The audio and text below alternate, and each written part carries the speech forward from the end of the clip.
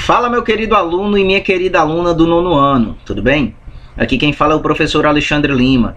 Estou de volta para darmos continuidade à nossa unidade 6, no qual nós estamos falando sobre as regiões do continente asiático. Dessa vez, vamos falar sobre a Ásia Setentrional. Vamos lá?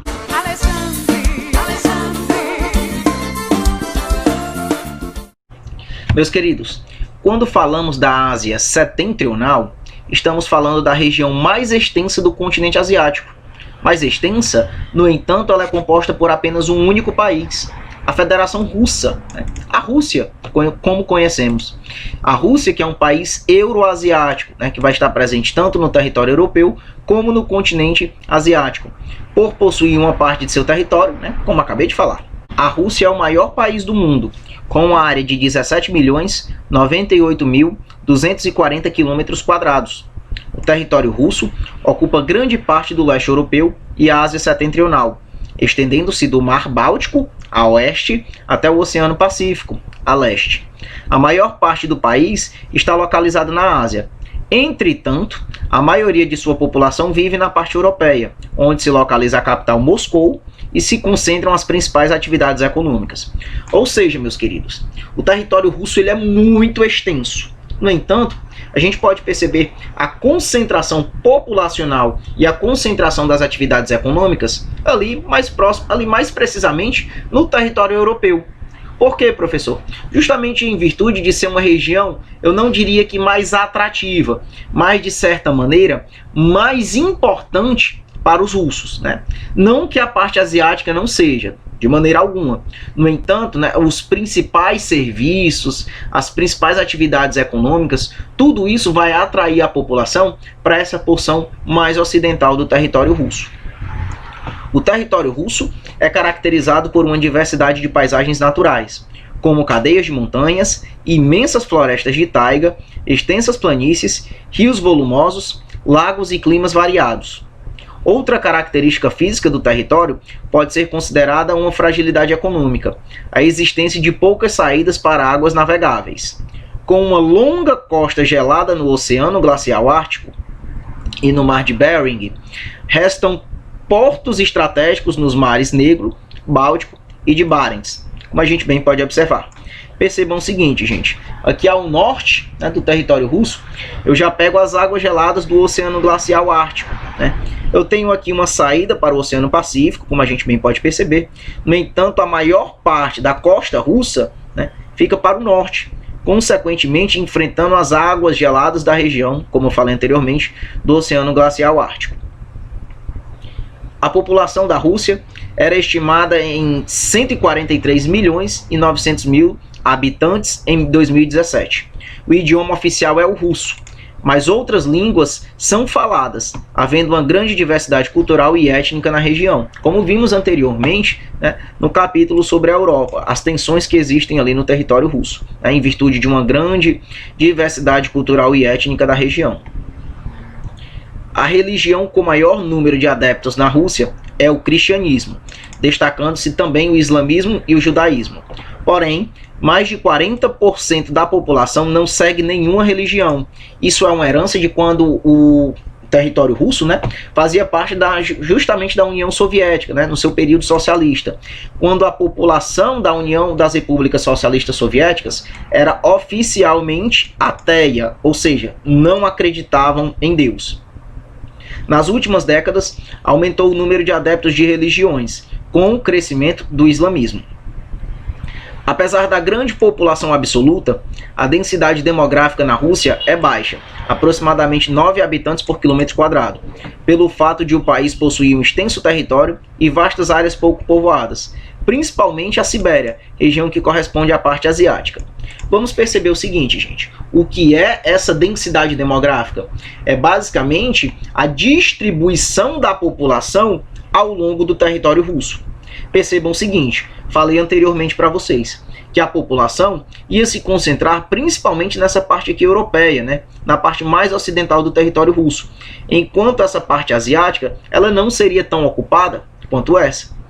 E o que é que vai acontecer consequentemente a isso? Eu vou ter vazios nessa região aqui da Rússia, principalmente ali na região da Sibéria, né, no qual eu vou ter temperaturas muito baixas, né, e regiões assim praticamente inabitáveis, né, por uma população principalmente de uma característica urbano-industrial.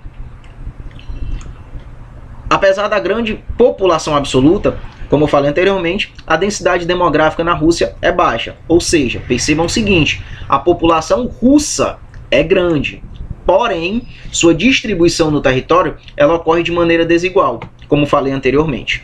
A população urbana corresponde a 74% do total. As maiores cidades são Moscou e São Petersburgo. Na Rússia europeia. Na Rússia asiática, a maior parte é Novosibirsk. Ixi, ignora aí meu russês, menino. Russês, não é nem russo não. O crescimento demográfico tem sido negativo, com baixa taxa de fecundidade, né, aproximadamente aí 1,7 filhos por mulher, e expectativa de vida de 70 anos. Estimativas apontam que a população russa poderá ser reduzida a 100 milhões de habitantes até 2050. A diminuição da população preocupa as autoridades, principalmente em relação à reposição da mão de obra. Desde 2006, o governo oferece estímulos financeiros para o segundo filho da família e incentivos à imigração, como as facilidades de entrada de trabalhadores especializados. Outro fator que influencia a redução da população russa é o aumento da taxa de mortalidade, principalmente de homens em idade reprodutiva, em decorrência muitas vezes de alcoolismo e acidentes de trânsito, entre outros fatores. Meus queridos, vamos entender essa característica da demografia russa. Percebam o seguinte, a Rússia ela passou por um processo muito intenso de envelhecimento da população. Nesse país, eu tenho as taxas de natalidade muito baixas, ou seja, poucos nascimentos. Eu tenho uma população que atinge altos índices de expectativa de vida, né, em torno aqui dos 70 anos. Então, a gente percebe a partir disso que meio que a população segue envelhecendo, né? E eu não tenho crianças nascendo para repor essa população que está envelhecendo e, consequentemente, também morrendo. Então, o que é que acontece? Alguns setores da Rússia estão, inclusive, parando por falta de mão de obra, né? O que está fazendo com que o governo ele acabe estimulando famílias a terem mais de um filho, né? Ou aquelas que geralmente não têm, a ter pelo menos um filho, e incentivando a imigração, fazendo com que outras pessoas vão para esse país para trabalhar, para fazer os serviços funcionarem, né, entre outros pontos, justamente tentando meio que repovoar o território russo. Afinal de contas, né, segundo alguns dados, estima-se que até o ano de 2050, como vimos anteriormente, a população russa ela seja reduzida a cerca de 100 milhões de habitantes. Por aí a gente tira a importância que se deve ter um crescimento, um planejamento familiar, de fato, isso é indiscutível. No entanto, quando esse planejamento familiar ele passa a ser muito apertado, né, de certa forma, ele passa a ser muito intensificado, acaba ocasionando esse processo que vem acontecendo no território russo. Agora falando das atividades econômicas da Rússia. Com uma das maiores agriculturas do mundo, a Rússia destaca-se na produção de trigo, milho, centeio, beterraba, aveia, cevada, girassol e algodão, especialmente na parte europeia. Na pecuária, destacam-se os rebanhos bovinos, ovinos e suínos. Em extensas áreas da Sibéria, o solo é coberto por uma camada de gelo em grande parte do ano, dificultando a prática agrícola. Enquanto na pecuária ocorre o pastoreio nômade, aquele que vimos anteriormente, né, que o criador sai com gado em busca de alimentos, em busca de água durante a criação deste. A criação de gado ela não é restringida a um único local. O destaque econômico é o extrativismo vegetal e mineral. As planícies da Sibéria fazem da Rússia um dos líderes mundiais na produção de carvão, petróleo e gás natural. Também há importantes jazidas de minério de ferro na região dos Montes Urais. A Rússia herdou grande parte das indústrias da extinta União Soviética.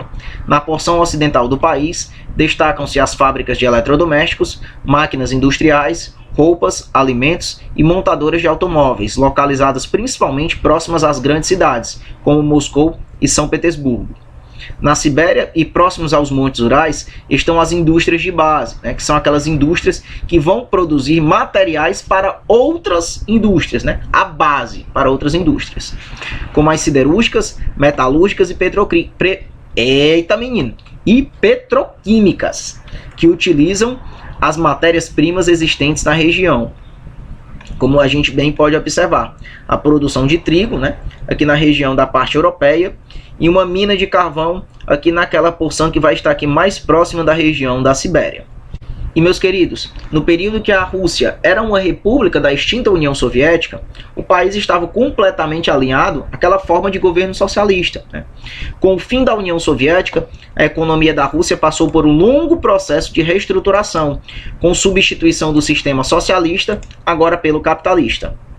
No sistema socialista, a gente pode destacar alguns aspectos, como, por exemplo, o Estado controlava os meios de produção e economia. Aqui eu não havia concorrência entre as empresas, não havia empresas privadas. Tudo era controlado pelo Estado, pelo governo.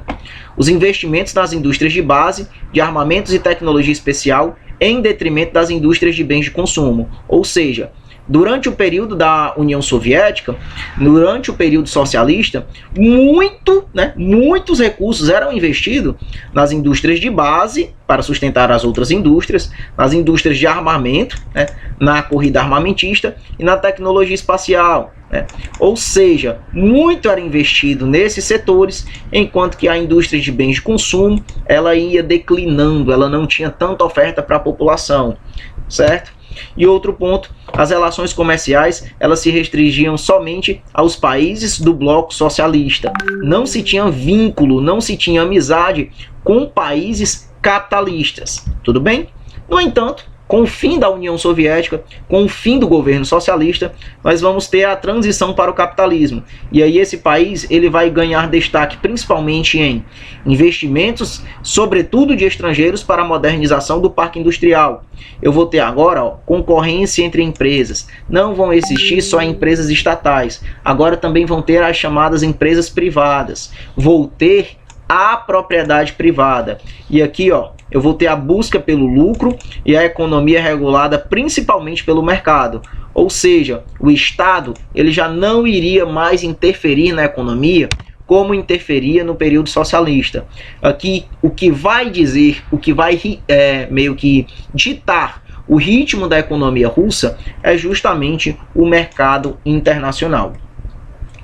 A transição para a economia capitalista trouxe consequências para o país, como o desemprego, queda da renda per capita e grandes disparidades sociais, com o aumento da pobreza e a formação de uma elite que se beneficiou com a privatização das empresas estatais, ou seja, a compra das empresas do governo.